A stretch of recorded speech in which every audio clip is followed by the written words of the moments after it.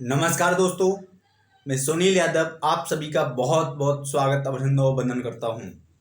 दोस्तों, जैसा कि आपको पता है कि चुनाव परिणाम की जो स्थिति धीरे धीरे साफ होती जा रही है और जो पूरे देश में स्थिति बनी हुई है आज, जो भारतीय जनता पार्टी के लोग या कह सकते हैं एनडीए गठबंधन के लोग 400 पार का नारा लगा रहे थे, आज उनकी क्या स्थिति है, क्या वो 400 पार तक पहुंच पा रहे हैं, ये सारी चीज़ें आप खुद ही देख रहे होंगे।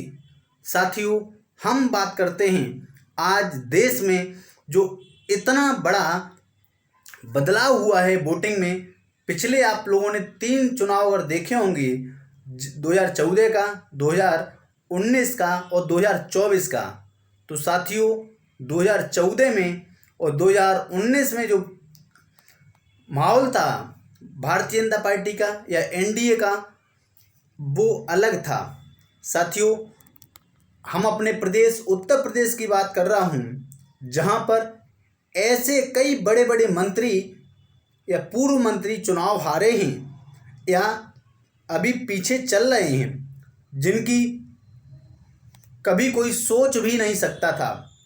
लेकिन साथियों, जब ज़मीनी हकीकत पर लोग जब सर्वे करते हैं, पहुंचते हैं, जनता का, युवाओं का, नौजवानों का, किसानों का, मजदूरों का आक्रोश था, जिसके कारण आज पूरे प्रदेश में ये नतीजे देखने को मिल रहे हैं, पूरे देश में ये नतीजे देखने को मिल रहे हैं। दोस्तों, किसी ने उम्मीद भी नहीं की होगी कि इंडिया गठबंधन इतना अच्छा परफॉर्मेंस करेगा, लेकिन साथियों हमें पूर्ण विश्वास था कि इंडिया गठबंधन बहुत अच्छा परफॉर्मेंस करेगा और हमें तो पूर्ण विश्वास है कि इंडिया गठबंधन सरकार भी बनाएगा। साथियों, इसमें मतलब हमारा ये नहीं है कि हमारा झुकाव समाजवादी पार्टी की तरफ है या हम सैफई के नियरेस्ट हैं, या मतलब इसके कारण हम उनके सपोर्ट में बात कर रहे हैं। साथियों, आज का युवा, आज का बेरोजगार, आज का नौजवान जो है रोजगार की मांग करता है या अन्य कोई मांग करता है, तो इसके लिए पूरे देश में, पूरे प्रदेश में, उत्तर प्रदेश में तमाम तरीके के मंत्रियों के बयान आते हैं। लगभग लोकसभा चुनाव के दरमियान 200 से 250 के आसपास लगभग रैली हुई होंगी एनडीए गठबंधन की।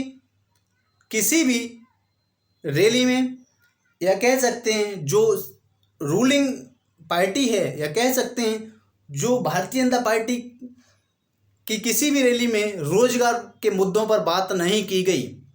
इसके अपोजिट में जो इंडिया गठबंधन बना, इंडिया गठबंधन ने एक नौकरी के लिए एक भरोसा पत्र जारी किया और कहा कि 31 दिसंबर तक 30 लाख सरकारी नौकरियां देंगे। दोस्तों, 30 लाख कोई कम संख्या नहीं होती है, 30 लाख एक बहुत बड़ी संख्या होती है और पूरे भारत देश में ये 30 लाख की संख्या बहुत बड़ी संख्या है। और जो पिछली ये सरकार, वर्तमान सरकार अग्निवीर जैसी योजना लेके आई, इसके अपोजिट में भी बोला इंडिया गठबंधन ने कि सरकार बनते बनते ही अग्निवीर को समाप्त कर दिया जाएगा और उन्हें पहले जैसी आर्मी बना दिया जाएगा। कह सकते हैं या वो थल सेना हो, वायुसेना हो या नौसेना हो, उनको पहले जैसी सेना होती थी वैसा कर दिया जाएगा। इसके साथ साथ क्या युवाओं ने इसके बारे में नहीं सोचा होगा? क्या 5 किलो राशन पर जो ये वोट चाह रहे थे, क्या केवल राशन से ही वोट मिल जाएंगे, ऐसा सोच रही थी ये एनडीए गठबंधन के लोग। लेकिन साथियों, आपको देखना होगा कि जो इतना कम जो सीटें हुई हैं, इसमें क्या रोल रहा है। आप हमारे उत्तर प्रदेश में ही देख लीजिए कि जिस जगह उत्तर प्रदेश में लगभग 62 सीट के आसपास सीटें थी पिछले लोकसभा चुनाव में। अब वहाँ पर क्या कंडीशन बनी हुई है एनडीए की। साथियों, इतनी बड़ी बड़ी हस्तियां या कह सकते हैं पूर्व कैबिनेट मंत्री और राज्य में कैबिनेट मंत्री, ये लोग चुनाव हारे हैं। हमारे मैनपुरी से ही उत्तर प्रदेश में पर्यटन मंत्री माननीय जयवीर सिंह भी चुनाव हार गए हैं लाखों वोटों से। इसके साथ साथ स्मृति ईरानी भी चुनाव हारी हैं और यहाँ तक कि और भी कई ऐसे बड़े बड़े चेहरे हैं जो चुनाव हारे हैं। साथियों, जो मोहनलालगंज से जो एक कौशल किशोर मंत्री जी हैं, केंद्रीय राज्य मंत्री, वह भी चुनाव हारे हैं। 10 साल से लगातार सांसद थे। साथियों, 6800 की लिस्ट में सिलेक्टेड अभ्यर्थी जब उनके आवास पर पहुंचते थे तो वो कोई ना कोई ऐसी बात बता देते थे कि हम डीएम से फ़ोन कर रहे हैं, हम सीएम से बात कर रहे हैं, हम यहाँ बात कर रहे हैं। लेकिन क्या अगर ये सरकार चाहती, क्या इन युवाओं को न्याय नहीं मिल सकता था? उत्तर प्रदेश के माननीय मुख्यमंत्री महोदय ने ये लिस्ट निकाली थी 6800 की चुनाव से पहले। क्या इन लोगों को रोजगार नहीं दिया जा सकता था? अरे उस बात को तो एक्सेप्ट राष्ट्रीय पिछड़े वर्ग आयोग ने माना था कि इसकी गलती हुई है। उसके बाद माननीय मुख्यमंत्री महोदय ने जो कमेटी बनाई थी, उस कमेटी में भी उन्होंने माना था कि गलती हुई है और फिर उसके बावजूद लिस्ट आई थी। फिर बाद में कोर्ट के नाम पर गुमराह करते रहे। यही अभ्यर्थी उत्तर प्रदेश के किस मंत्री के आवास पर नहीं गए जहां पर इनको पीटा ना गया हो, घसीटा ना गया हो, जात सूचक गालियां ना दी गई हों। सोशल मीडिया पर ट्रेंडिंग रहा मुद्दा। इको गार्डन में लगभग 640 दिन धरना चलता रहा। सैकड़ों दिन हमारे भाई बहन, जिसमें हमारी बहनें भी नहीं, भाई भी रहे, भूख हड़ताल पर बैठे रहे। लेकिन चुनाव आचार संहिता जब तक नहीं लग गई तब तक वहाँ बैठे ही रहे, एक उम्मीद में, एक आस में कि माननीय मुख्यमंत्री महोदय हम सब लोगों से मिलेंगे और हम लोगों को न्याय जरूर देंगे। लेकिन क्या इसका असर नहीं है? आज जो उत्तर प्रदेश में बेसिक शिक्षा मंत्री हैं, जो माननीय संदीप सिंह जी, इनके पिताजी जो एटा से चुनाव हार गए हैं, क्या 6800 की लिस्ट में सिलेक्टेड अभ्यर्थियों को नियुक्ति न मिलना इसमें एक कारण नहीं रहा होगा? क्या इसके साथ साथ जो ओम प्रकाश राजभर जी जो मंत्री बनाए गए हैं भारतीय जनता पार्टी के, इनके बेटे घोसी से जो चुनाव लड़े, क्या वो चुनाव हार गए या हारने की स्थिति में? क्या इसमें कहीं 6800 की लिस्ट में सिलेक्टेड अभ्यर्थियों कि अगर ये बात सुनते तो नतीजा कुछ और होता? इसके साथ साथ साथियों, अनेक ऐसी चीज़ें हैं। मैं उत्तर प्रदेश के माननीय मुख्यमंत्री महोदय से करबद्ध निवेदन करता हूं कि अभी भी वक्त है साहब, अभी भी माननीय मुख्यमंत्री महोदय वक्त है।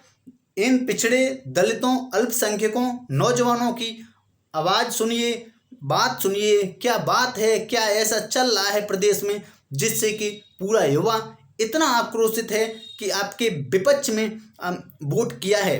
हालांकि आपने बहुत अच्छे अच्छे कार्य किए। मैं मानता हूं कि आपने 5 किलो राशन दिया।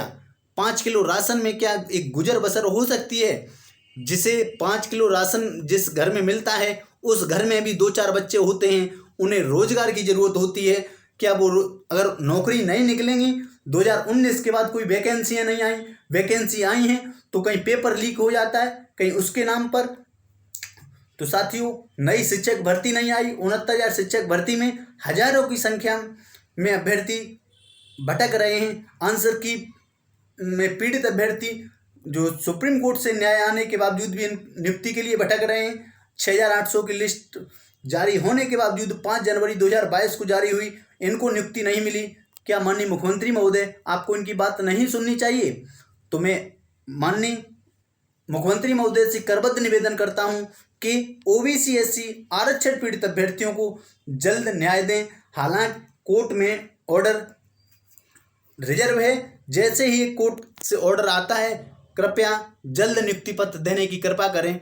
अन्यथा की स्थिति में ये पिछड़े, दलित, अल्पसंख्यक और भारतीय जनता पार्टी से दूर होते जाएंगे और आगामी 2027 के इलेक्शन में अब क्या होगा ये आप खुद ही समझ सकते हैं। तो मैं एक बार पुनः साथियों से निवेदन करना चाहता हूं, जो हमारे नौजवान हैं, जो हमारे भाई हैं, जो अल्पसंख्यक हैं, जो युवा हैं, जो हमारे माता पिता तुल्य बुजुर्ग हैं थोड़ी हतोत्साहित ना हो, निराश ना हो। अगर इंडिया गठबंधन की सरकार बनती है तो इन्होंने जो नौकरी के लिए जो विश्वास पत्र जारी किया है कि 31 दिसंबर तक नियुक्ति पत्र दे दिया जाएगा, नई भर्तियां 30 लाख निकाल के। तो साथियों देखने वाली बात होगी कि अभी तो तमाम ऊपर नीचे हो रहा है मैटर, कभी इंडिया गठबंधन आगे हो जाता है, कभी एनडीए। देखते हैं किसकी सरकार बनती है। साथियों पेशेंस रखें, धैर्य रखें और इस वीडियो को जब भी साथियों देखें ज़्यादा से ज़्यादा ग्रुपों में शेयर करें। अगर वीडियो ज़्यादा से ज़्यादा ग्रुपों में शेयर करेंगे तो आवाज़ को मजबूती मिलेगी। और चैनल पर नए हैं तो चैनल को सब्सक्राइब जरूर करें। मैं आपका भाई सुनील यादव। जय हिंद, जय भारत, जय संविधान, जय समाजवाद।